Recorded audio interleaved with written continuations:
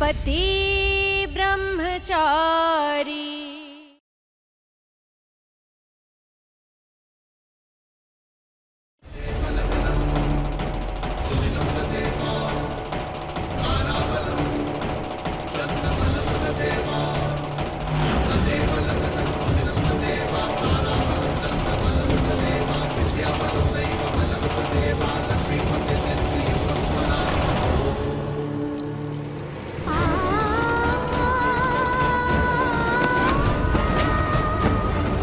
ఈషా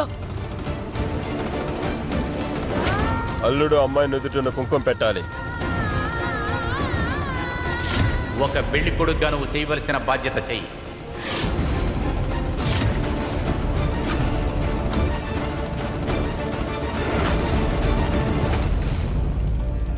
నేను చెప్పేది అర్థం కావట్లేదా? ఒక పెళ్లి కొడుకుగా నువ్వు చేయాల్సిన పని చెయ్యి.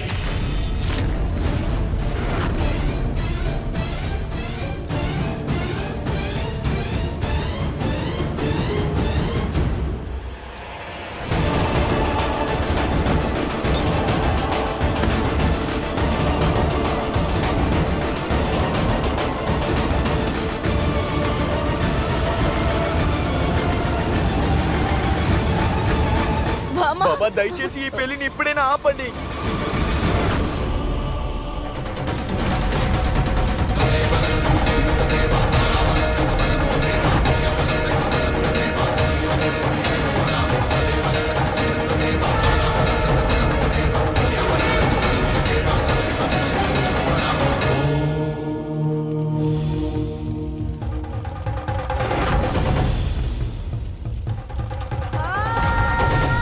కుంకుమ పెట్టడంతో ఈ పెళ్లి సంపూర్ణమయ్యింది. ఇక నుండి మీరు భార్యాభర్తలు.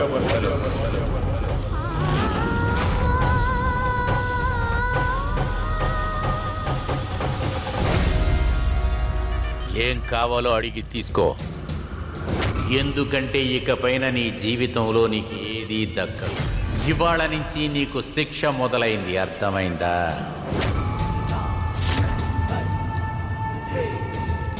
ఈ రోజు నుంచి వీడే బ్రహ్మచారి మొగుడు.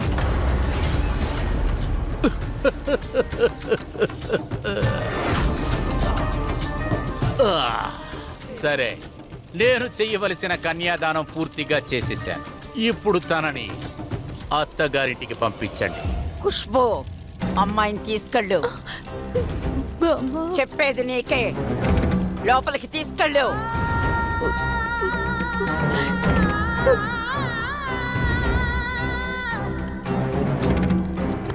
నీకేం చెప్పానో అది మాత్రమే చెయ్యి. ఇది ఇంట్లో నుంచి ఇలాగే వెళ్ళాలి. అదే దీని జీవితానికి శిక్ష. తండ్రికి ఎదురు తిరిగితే ఇలాగే జరిగి తీరుతుంది. దాన్ని తీసుకెళ్ళు.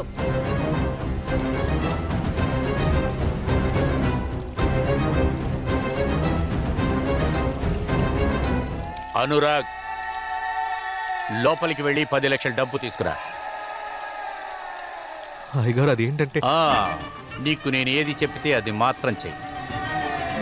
ఇక మీద నీ ఇంటి 4 గోడలే ఈషా ప్రపంచం, అర్థమైందా?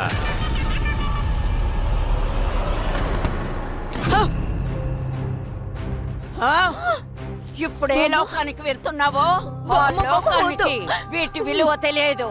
రౌడీ పెళ్ళ ఒంటి మీద నగలు ఉండకూడదు. బికారిలా వెళ్తున్నావు.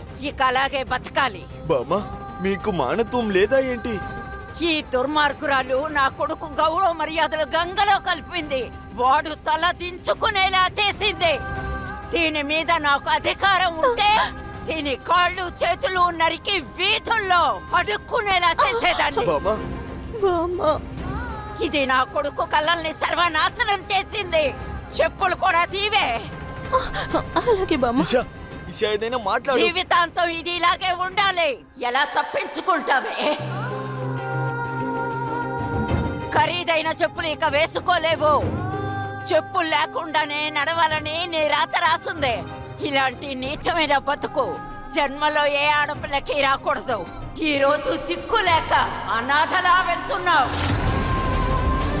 వనవాసానికి వెళ్తున్నావు.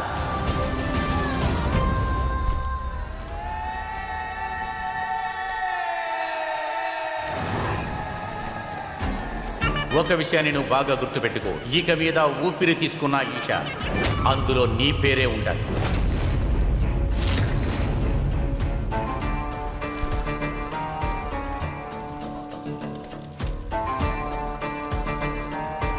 గులాబ్ పంపరాదాన్ని. तू ना जरा सा भी मेरी तरह, ना कहीं से मैं तेरी तरह, मिलके भी दोनों हैं अजनबी.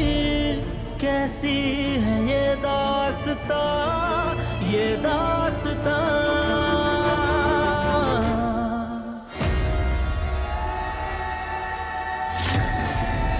ముందుగా నీ తలరాతలో ఈ కారుంది, కానీ ఎప్పుడైతే నీ బుద్ధి నువ్వు నాకు చూపించావో అప్పుడే నా నిర్ణయం నేను మార్చుకున్నా. ఇప్పుడు అదే నీ తలరాత. అలా చూసావా?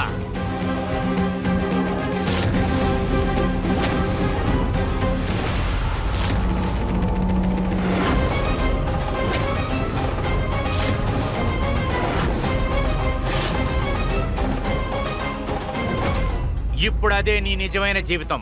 పో. నాన్న ప్లీజ్ దయచేసి అలా చేయకండి. ఒక్క మాట మాట్లాడకూడదు. ఎవ్వరూ ఇక్కడ మాట్లాడకూడదు. చుట్కీ,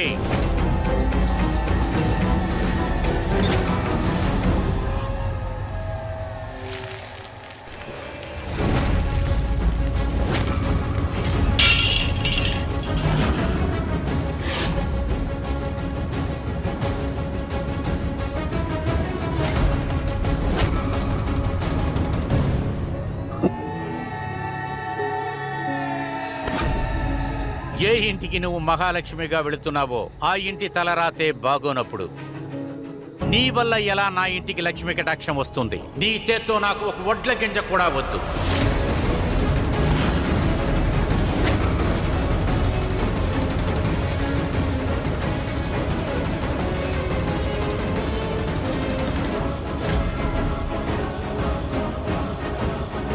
ఏమండి,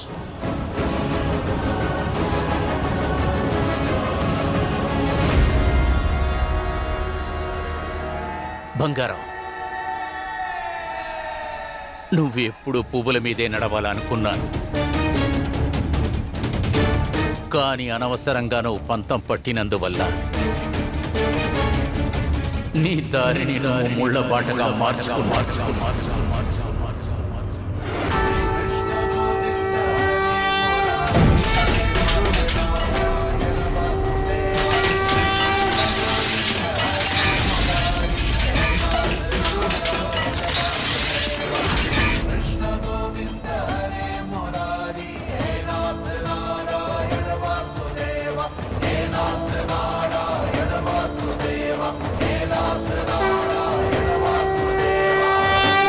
పెద్దలు ఎప్పుడు మన మంచికే చెప్తారు.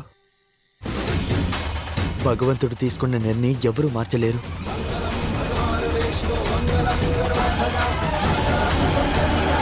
అది ఈరోజు నా కళ్ళారా చూశాను. ఎవరు తలరాతలో పువ్వుల్లో నడుస్తారని రాస్తుందో వాళ్ళు రాయిలో నడిచినా పువ్వులో నడిచినట్టే.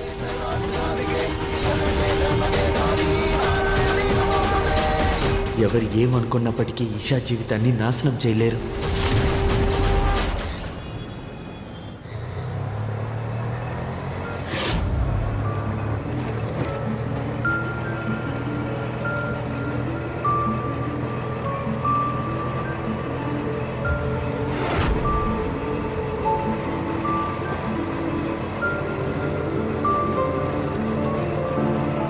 गजब है कहानी, गजब है फसाना, है रिश्ता ये कैसा किसी ने न जाना. अलग है मिजाज एक दूजे से पर चल रहा कारवां, ये कारवां.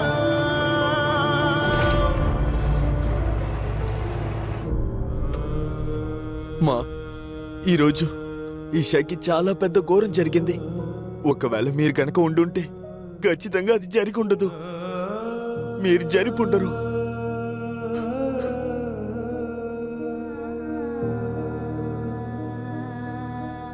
ఈషా, ఈషా, నా బంగారం.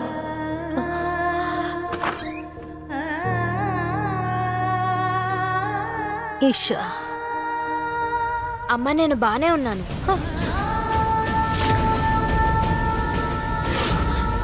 ఈషా,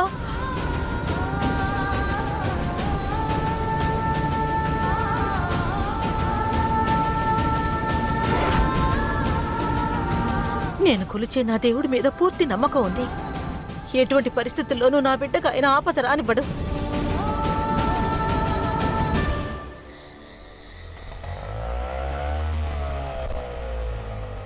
చల్ చల్ ఆపండి ఆపండి ఇక్కడే.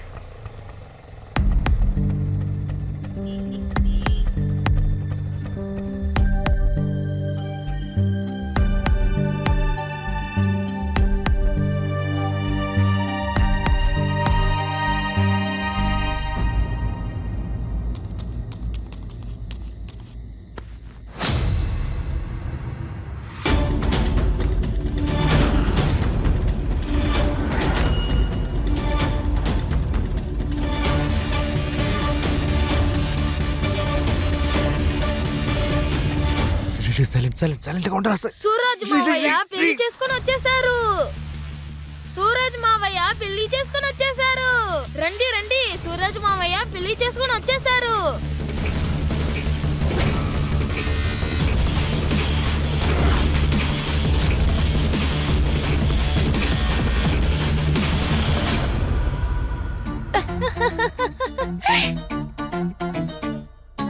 నిజం చెప్పాలంటే మా అత్తగారిలో స్వర్గమే. మంచిదయింది. అత్తయ్య 2-3 రోజులు హాస్పిటల్లోనే ఉంటారు. ఇంకా నేను ఇక్కడ.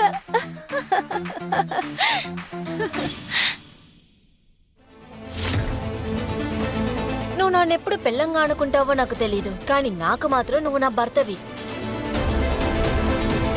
ఈ రోజు నుంచి నేను నీకు భార్య.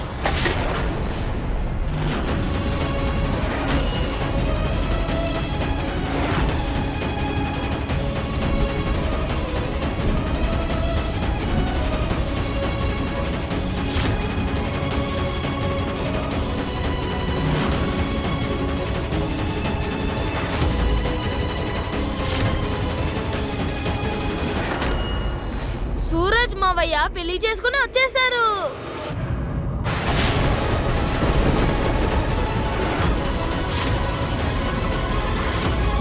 సూరజ్ మావయ్య పెళ్లి చేసుకుని వచ్చేసారు. చూసారా, అప్పుడే నేను మీతో చెప్పాను కదా, ఊరికే ఏదో మాట వరుసకు అంటూ ఉంటారు. ఈ కాలంలో బ్రహ్మచారులు ఎవరుంటారు? కరెక్ట్ గా చెప్పావు. రోజులు మారిపోయాయి అన్నయ్య గారు. ఏం చేస్తావులే, పెద్దవాళ్ళు చెప్తుంటారు కదా. సన్యాసినవుతానని కాశీకి వెళ్ళి పెళ్లి చేసుకుని తిరిగి వచ్చాడట. ఏమండి, మీరు దీన్ని చూసారా? ఏంటి, సూరజ్ పెళ్లి చేసుకున్నాడా హఠాత్తుగానా?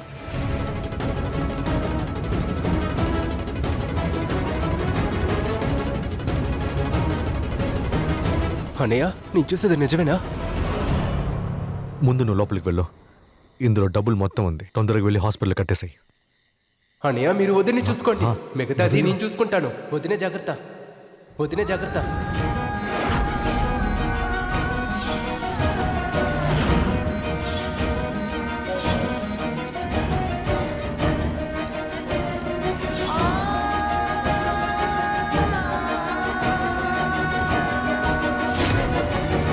సరైన సమయానికి డబ్బులు అరేంజ్ చేశానని అన్నయ్య మెసేజ్ చేశారు. ఆ తర్వాతనే ఆ డాక్టర్ సర్జరీకి ఏర్పాటు చేసుకున్నాడు. లేకపోతే అమ్మ పరిస్థితి ఏమై ఉంటుందో. పెద్దమ్మకి ఆరోగ్యం బాగైపోతే అమ్మ అంతే త్వరగా చాలు. ఇంటికి వస్తే చాలు. ఏం జరుగుతుంది అక్కడ?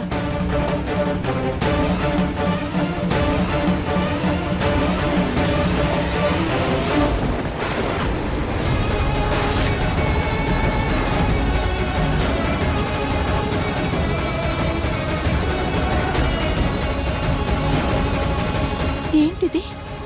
అన్నయ్య, ఏంటిదంతా? మీకు పెళ్ళైపోయిందా? అది కూడా ఈ శాతం? అన్నయ్య, సడన్ గా ఎప్పుడు పెళ్ళైంది? ఇదంతా నాకు కలలాగా అనిపిస్తుంది. నన్ను గిచ్చు.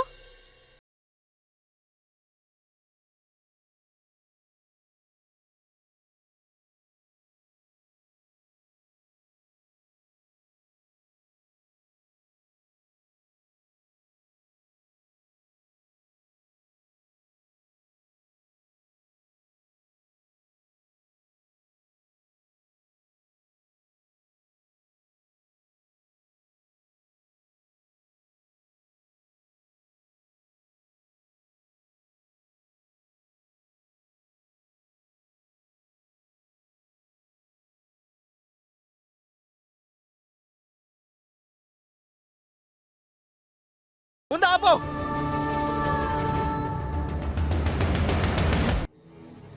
నీ చిట్టి తమ్ముడు తన బ్రహ్మచర్యాన్ని ఇలా బద్దలు కొడతాడు అనుకోలేదు. పర్వాలేదు, ఆ అమ్మాయిని బాగానే సెలెక్ట్ చేశాడు. హలో, ఇలాగే చూస్తూ ఉంటావా? పెళ్ళైన వాళ్ళని లోపలికి తీసుకెళ్తావా? పదా రండి.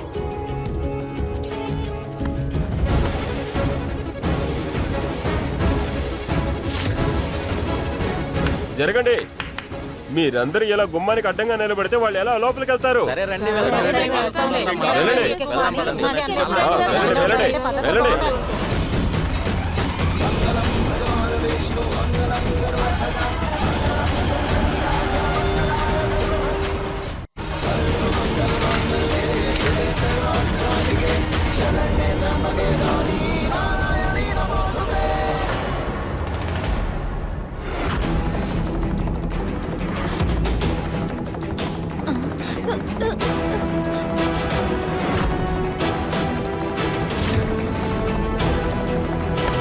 ఓ భగవంతుడా, ఎంత పెద్ద ట్విస్టా! మౌనిక వదినా, వదినా చూసా మెల్లిగా.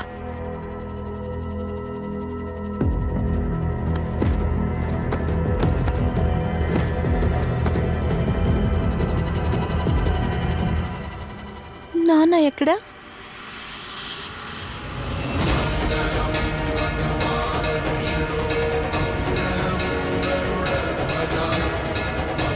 రండి, లోపలికి రండి. రండి.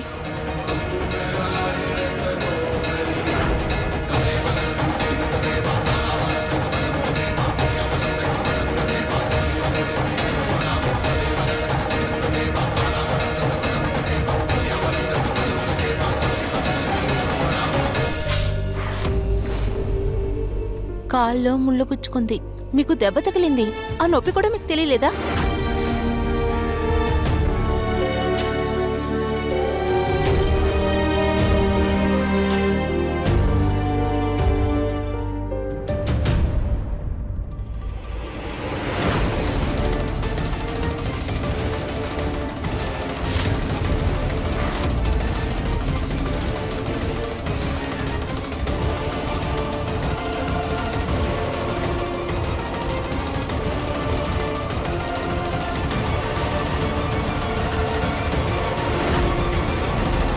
తన్ని పెళ్లి చేసుకుని తీసుకొచ్చావా?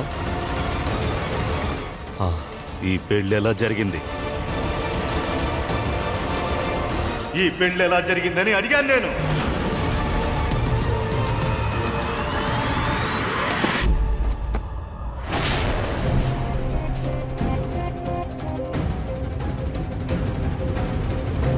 మర్యాదగా నిజం చెప్పు.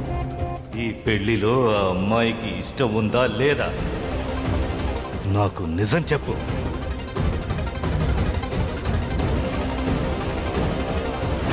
చెప్పు, నీకు డబ్బు కావాలి కదా?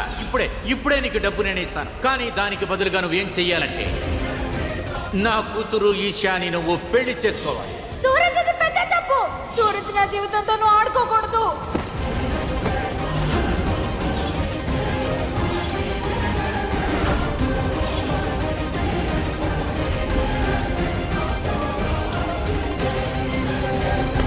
లేదు,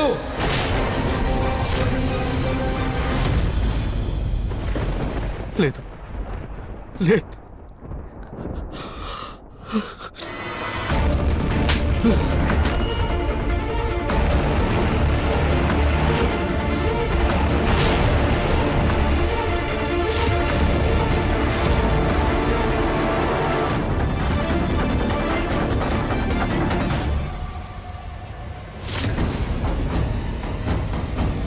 అయితే ఇది కల కాదా? మా మరిది గారు పెళ్లి చేసుకునే వచ్చారు. నువ్వింకా ఇంత నీచంగా ఎలా దిగజారుతావు? ఒక అమ్మాయి సమ్మతం లేకుండా తన్ని పెళ్లి చేసుకుని రావడంలో ఉన్న అర్థమేంటో తెలుసా నీకు? ముగ్గురు చెల్లెలకి అన్నవన్నది మర్చిపోయావా ఏంటి? నేను ఎవరిని బలవంతంగా పెళ్లి చేసుకోలేదు. ఏ కాలానికి మీరు నన్ను అర్థం చేసుకోరు, ఇంకా అర్థం చేసుకోలేరు కూడా. ఇప్పుడు మాటలు మన గురించి కాదు, ఆ అమ్మాయి గురించి మాట్లాడుతున్నాను. ఎవరు తను? ఎవరని అడిగాను. తిను అయ్యగారి కూతురు ఈషా. తినని వేరే ఎవరికో పెళ్లి చేయాలని ఆశపడ్డారు అయ్యగారు. కానీ తిన అయ్యగారి నిర్ణయానికి అస్సలు ఇష్టపడలేదు. అందువల్ల పెళ్లి ఆగిపోయింది. అందువల్ల అతను తినని నాకు బలవంతంగా పెళ్లి చేసి పెట్టాడు. వా, ఆయన పెళ్లి చేసుకోమన్నారు, నువ్వు చేసుకున్నావు. అయ్యగారు నేను ఎప్పుడు ఎదిరించలేను. అది మాత్రం కాకుండా నాకు పెద్దమ్మ కాళ్ళ ఆపరేషన్కి డబ్బులు చాలా అవసరపడింది. అయ్యగారు ఆ డబ్బులు నాకు ఫ్రీగా ఇచ్చాడు. అంటే నువ్వు డబ్బు కోసం ఒక అమ్మాయి జీవితంతో ఆడుకుంటావా? ఈ ఇంటిని నేను ముందే తాకట్టు పెట్టేశాను, తెలుసా నీకు? నీ పాపపు డబ్బు నాకేమీ అవసరం లేదు. ఇక నుంచి నువ్వు నన్ను అవమానపరచవు, తలదించుకునేలా చెయ్యవని అనుకున్నప్పుడల్లా నువ్వు నన్ను తలదించుకునేలా చేస్తున్నావు. కానీ నువ్వు నీ అన్ని హద్దులను దాటేశావు. ఒక అమ్మాయికి వ్యతిరేకంగా ఇలా చేశావు. నువ్వు ఒకటి అర్థం చేసుకో. నువ్వు ఆ గులాబ్ సింగ్ కి బానిసగా ఉండి ఎంత దిగజారావో తెలుసా? ఇక నుంచి నువ్వు నాకు కొడుకువి కాదు, నా కూతుళ్ళకి అన్నవి కాదు. నువ్వొక గూండా మాత్రమే. గూండా. నువ్వు జీవితాంతం గూండాగా ఉంటావు.